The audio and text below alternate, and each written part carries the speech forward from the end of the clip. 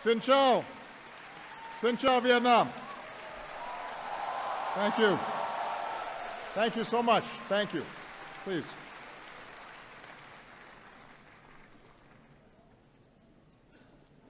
To the government and the people of Vietnam, thank you for this very warm welcome and the hospitality that you've shown me on this visit.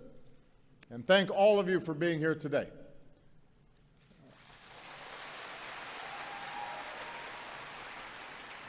We have Vietnamese from across this great country, including so many young people who represent the dynamism and the talent and the hope of Vietnam.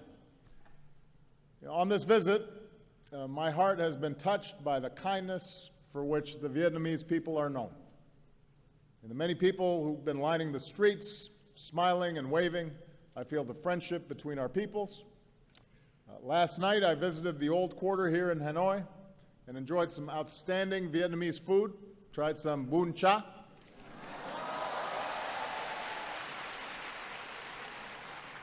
Drank some beer Hanoi.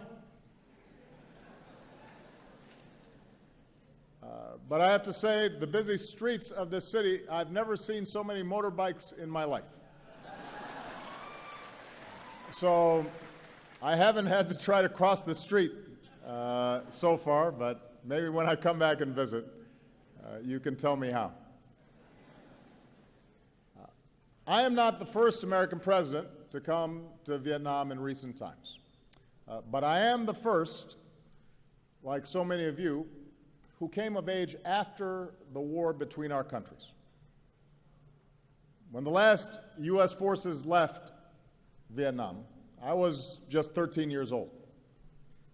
So my first exposure to Vietnam and the Vietnamese people came when I was growing up in Hawaii, with its proud Vietnamese American community there.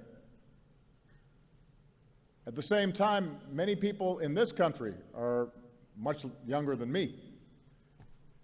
Like my two daughters, many of you have lived your whole lives knowing only one thing, and that is peace and normalized relations between Vietnam and the United States.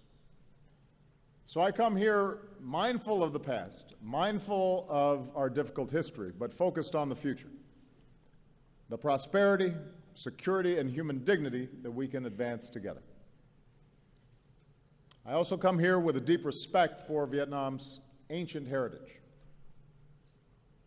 For millennia, farmers have tended these lands, history revealed in the Dong Xuân drums. At this bend in the river, Hanoi has endured for more than 1,000 years. The world came to treasure Vietnamese silks and paintings, and a great temple of literature stands as a testament to your pursuit of knowledge. And yet, over the centuries, your fate was too often dictated by others. Your beloved land was not always your own. But like bamboo, the unbroken spirit of the Vietnamese people was captured by Ly Chong Kiet.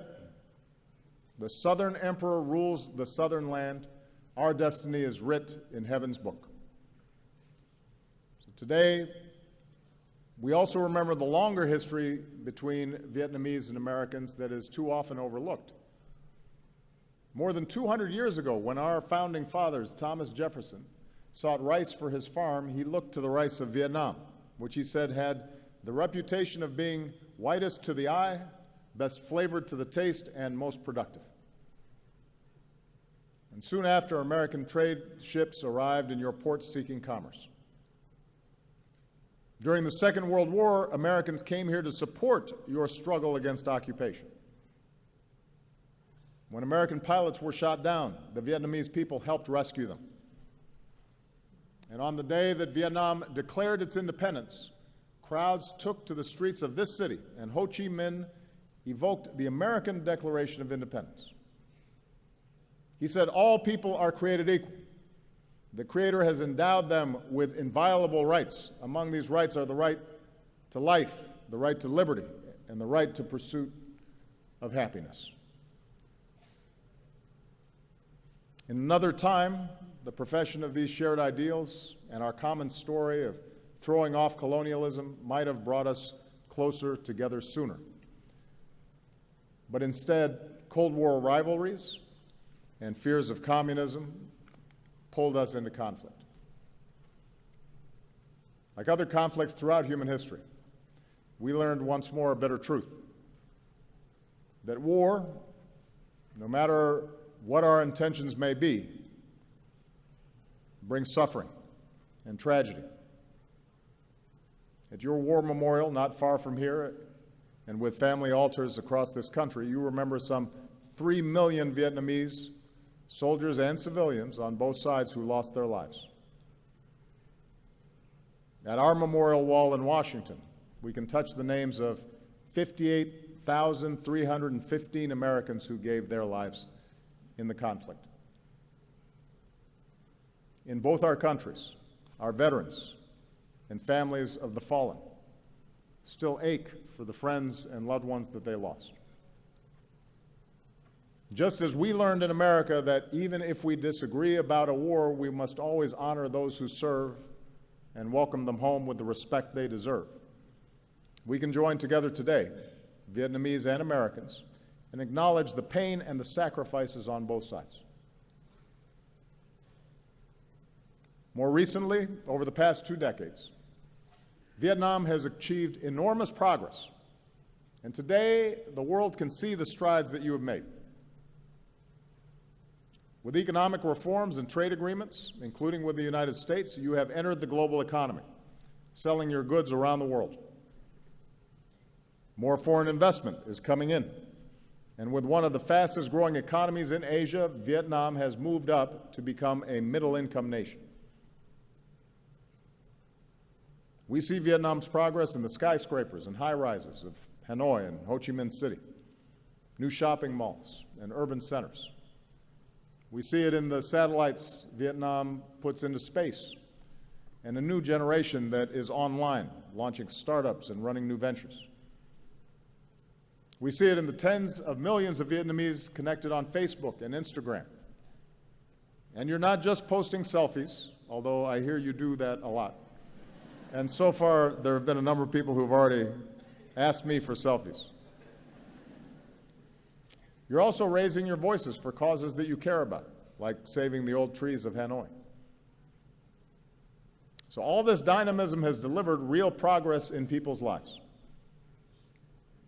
Here in Vietnam, you've dramatically reduced extreme poverty, you've boosted family incomes, and lifted millions into a fast-growing middle class. Hunger, disease, child and maternal mortality are all down. The number of people with clean drinking water and electricity, the number of boys and girls in school, and your literacy rate, these are all up. So this is extraordinary progress. This is what you have been able to achieve in a very short time. And as Vietnam has transformed, so has the relationship between our two nations. We learned a lesson taught by the Venerable Thich Nhat Hanh, who said, "In true dialogue, both sides are willing to change." In this way, the very war that had divided us became a source for healing. It allowed us to account for the missing and finally bring them home. It allowed us to help remove landmines and unexploded bombs, because no child should ever lose a leg just playing outside. Even as we continue to assist Vietnamese with disabilities, including children, we are also continuing to help remove Agent Orange, dioxins, so that Vietnam can reclaim more of your land. We're proud of our work together in Da Nang, and we look forward to supporting your efforts in Bien Hoa. Let's also not forget that the reconciliation between our countries was led by our veterans who once faced each other in battle. Think of Senator John McCain, who was held for years here as a prisoner of war, meeting General Zat, who said our countries should not be enemies but friends. Think of all the veterans, Vietnamese and American, who've helped us heal and build new ties. Few have done more in this regard over the years than a former Navy lieutenant and now Secretary of State for the United States, John Kerry, who is here today, and on behalf of all of us, John, we thank you for your extraordinary efforts.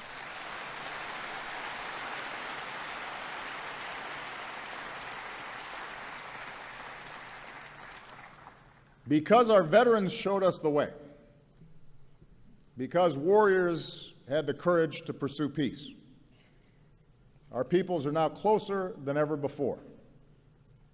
Our trade has surged, our students and scholars learn together.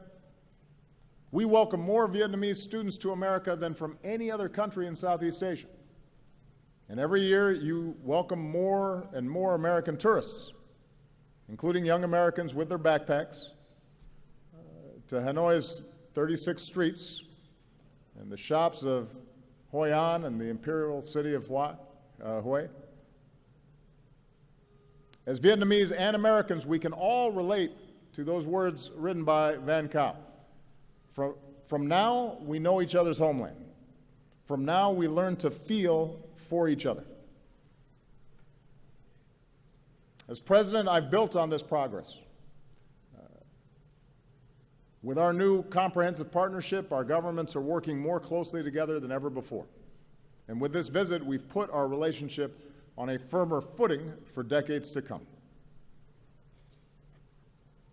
In a sense, the long story between our two nations that began with Thomas Jefferson more than 2 centuries ago has now come full circle.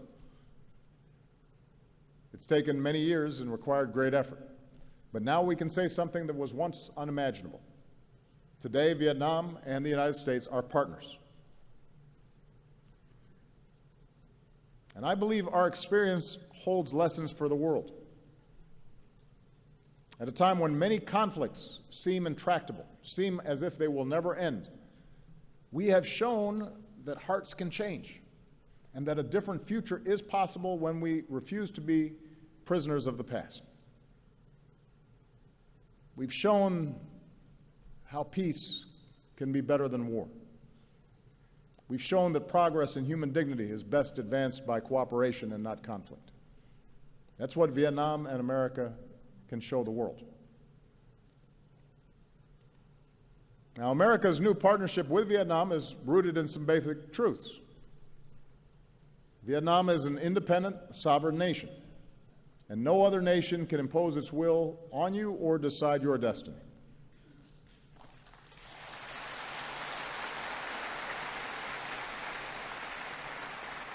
Now, the United States has an interest here. We have an interest in Vietnam's success.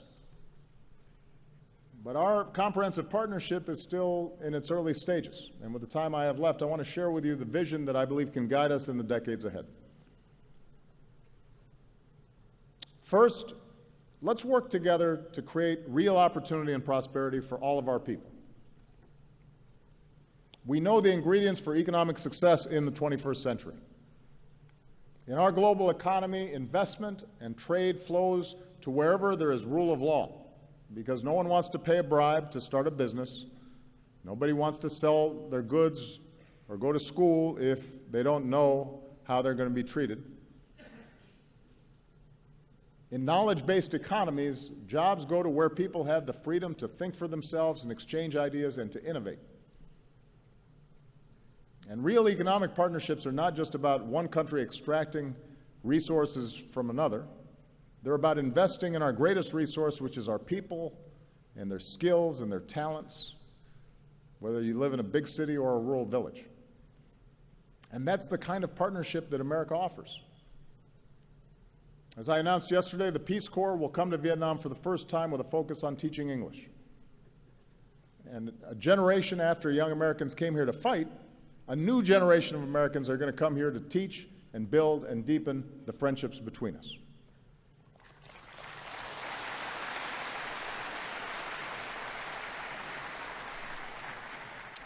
Some of America's leading technology companies and academic institutions are joining Vietnamese universities to strengthen training in science, technology, engineering, mathematics, and medicine.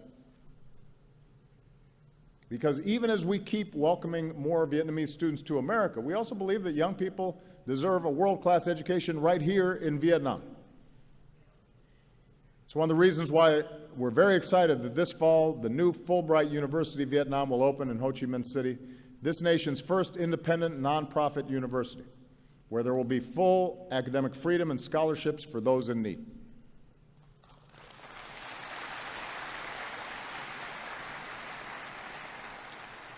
Students, scholars, researchers will focus on public policy and management and business, on engineering and computer science, and liberal arts. Everything from the poetry of Nguyen Zu to the philosophy of Fan Chu Ching to the mathematics of No Ba Cho. And we're going to keep partnering with young people and entrepreneurs because we believe that if you can just access the skills and technology and capital you need, then nothing can stand in your way, and that includes, by the way, the talented women of Vietnam.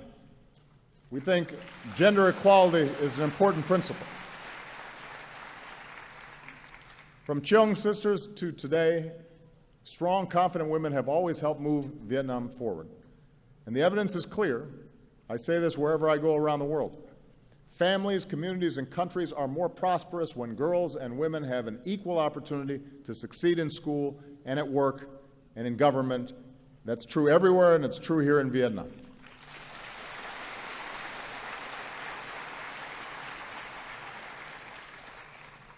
We'll keep working to unleash the full potential of your economy with the Trans-Pacific Partnership. Now, here in Vietnam, TPP will let you sell more of your products to the world, and it will attract new investment.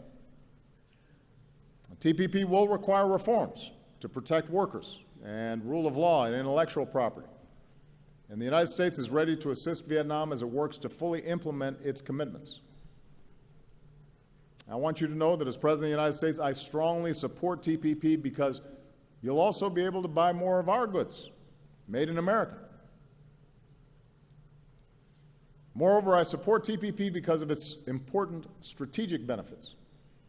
Vietnam will be less dependent on any one trading partner and enjoy broader ties with more partners, including the United States.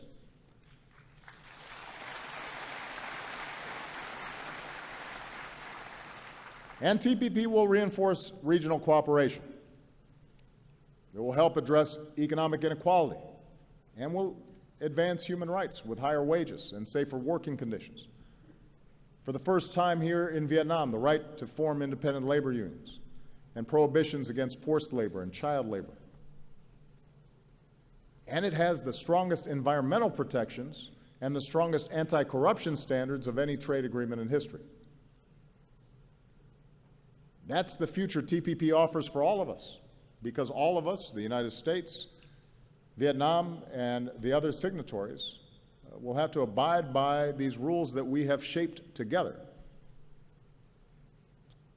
That's the future that is available to all of us. So we now have to get it done for the sake of our economic prosperity and our national security. This brings me to the second area where we can work together, and that is ensuring our mutual security. With this visit, we've agreed to elevate our security cooperation and build more trust between our men and women in uniform. We'll continue to offer training and equipment to your Coast Guard to enhance Vietnam's maritime capabilities. We will partner to deliver humanitarian aid in times of disaster. With the announcement I made yesterday to fully lift the ban on defense sales, Vietnam will have greater access to the military equipment you need to ensure your security. And the United States is demonstrating our commitment to fully normalize our relationship with Vietnam.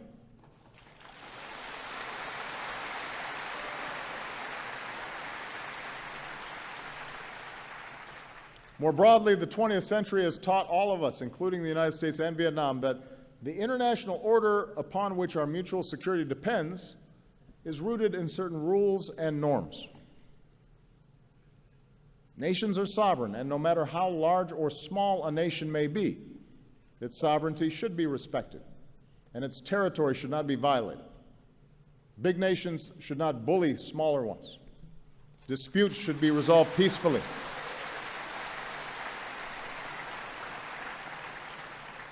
And regional institutions like ASEAN and the East Asia Summit should continue to be strengthened. That's what I believe, that's what the United States believes, and that's the kind of partnership America offers this region. I look forward to advancing this spirit of respect and reconciliation later this year when I become the first U.S. president to visit Laos. In the South China Sea, the United States is not a claimant in current disputes, but we will stand with partners in upholding core principles like freedom of navigation and overflight, and lawful commerce that is not impeded, and the peaceful resolution of disputes through legal means in accordance with international law.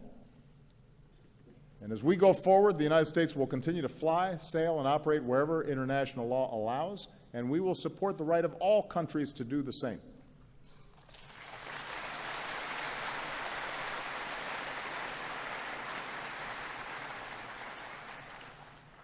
Now, even as we cooperate more closely in the areas I've described, our partnership includes a third element: addressing areas where our governments disagree, including on human rights. I say this not to single out Vietnam. No nation is perfect. 2 centuries on, the United States is still striving to live up to our founding ideals. We still deal with our shortcomings: too much money in politics and rising economic inequality,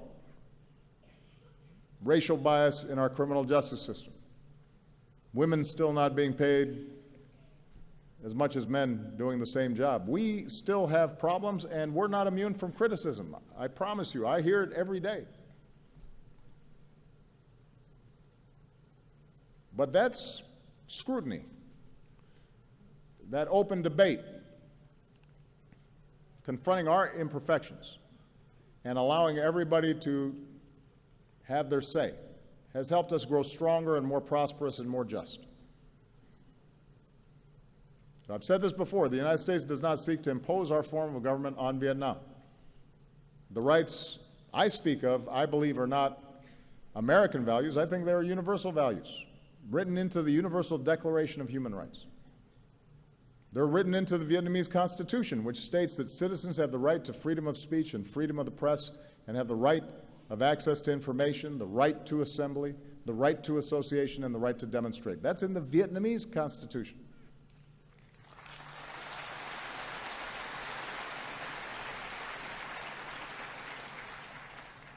So really, this is an issue about all of us, each country, trying to consistently apply these principles, making sure that we, those of us in government, are being true to these ideals. In recent years, Vietnam has made some progress. Vietnam's committed to bringing its laws in line with its new constitution and with international norms. Under recently passed laws, the government will disclose more of its budget, and the public will have the right to access more information. And as I said, Vietnam has committed to economic and labor reforms under the TPP. So these are all positive steps. And ultimately, the future of Vietnam will be decided by the people of Vietnam. Every country will chart its own path, and our 2 nations have different traditions and different political systems and different cultures. But as a friend of Vietnam, allow me to share my view, why I believe nations are more successful when universal rights are upheld. When there's freedom of expression and freedom of speech, and when people can share ideas and access the internet and social media without restriction, that fuels the innovation economies need to thrive. That's where new ideas happen. That's how a Facebook starts. That's how some of our greatest companies began. Because somebody had a new idea that was different, and they were able to share it.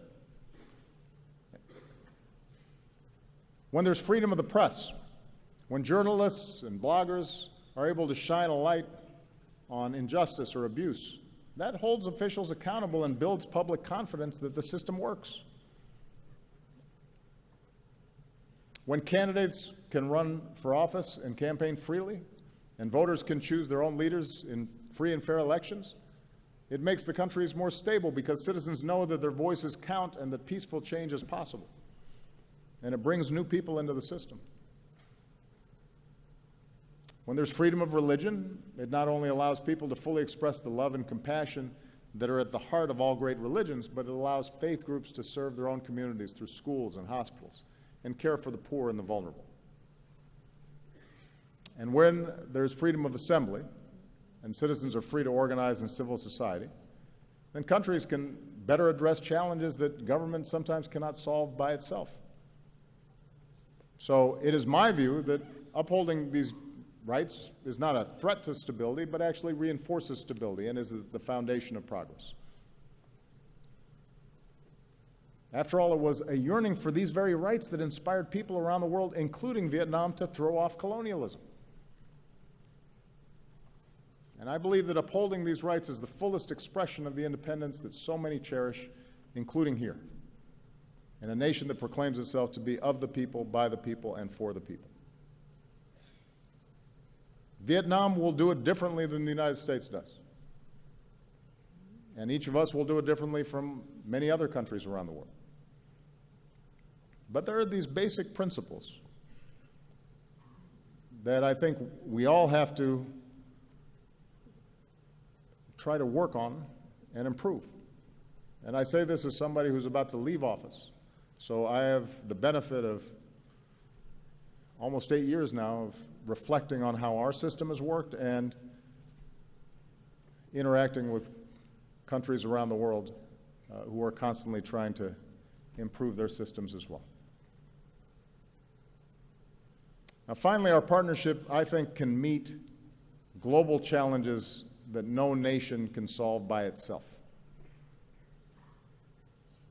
If we're going to ensure the health of our people and the beauty of our planet, then development has to be sustainable. Natural wonders like Ha Long Bay and Sundong Cave have to be preserved for our children and our grandchildren. Rising seas threaten the coasts and waterways on which so many Vietnamese depend. And so, as partners in the fight against climate change, we need to fulfill the commitments we made in Paris, and we need to help farmers and villages and people who depend on fishing to adapt and to bring more clean energy to places like the Mekong Delta. This is a rice bowl of the world that we need to feed future generations. And we can save lives beyond our borders. By helping other countries strengthen, for example, their health systems, we can prevent outbreaks of disease from becoming epidemics that threaten all of us. And as Vietnam deepens its commitment to UN peacekeeping, the United States is proud to help train your peacekeepers. And what a truly remarkable thing that is. Our two nations that once fought each other now standing together and helping others achieve peace as well. So in addition to our bilateral relationship, our partnership also allows us to help shape the international environment in ways that are positive. Now, fully realizing the vision that I've described today is not going to happen overnight, and it is not inevitable. There may be stumbles and setbacks along the way. There are going to be times where there are misunderstandings. It will take sustained effort and true dialogue where both sides continue to change. But considering all the history and hurdles that we've already overcome, I stand before you today very optimistic about our future together.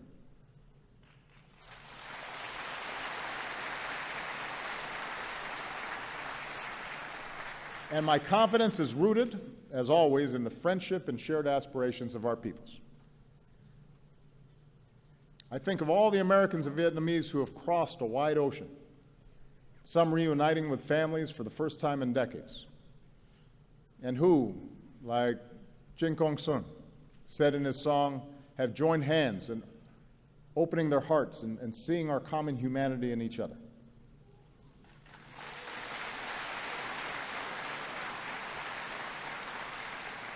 I think of all the Vietnamese Americans who've succeeded in every walk of life: doctors, journalists, judges, public servants. One of them, who was born here, wrote me a letter and said, "By God's grace, I've been able to live the American dream. I'm very proud to be an American, but also very proud to be Vietnamese." And today he's here Today he's here, back in the country of his birth, because he said his personal passion is improving the life of every Vietnamese person. I think of a new generation of Vietnamese, so many of you, so many of the young people who are here, who are ready to make your mark on the world. And I want to say to all the young people listening, your talent, your drive, your dreams, in those things Vietnam has everything it needs to thrive. And your destiny is in your hands. This is your moment, and as you pursue the future that you want, I want you to know that the United States of America will be right there with you as your partner and as your friend.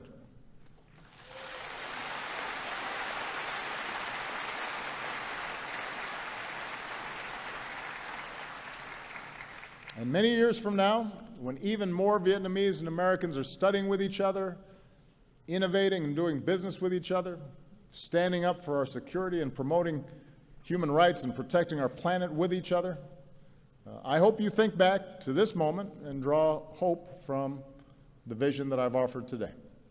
Or, if I can say it another way, in words that you know well from the tale of Kyo, please take from me this token of trust so we can embark upon our 100-year journey together. Kamun Chak Van. Thank you very much. Thank you, Vietnam. Thank you.